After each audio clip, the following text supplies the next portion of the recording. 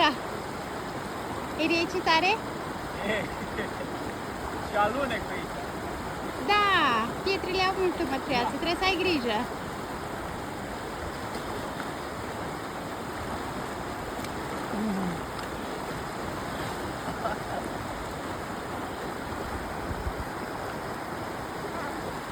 Cred că vrea și Filip un pic. Zic, cred că vrea și Filip un pic.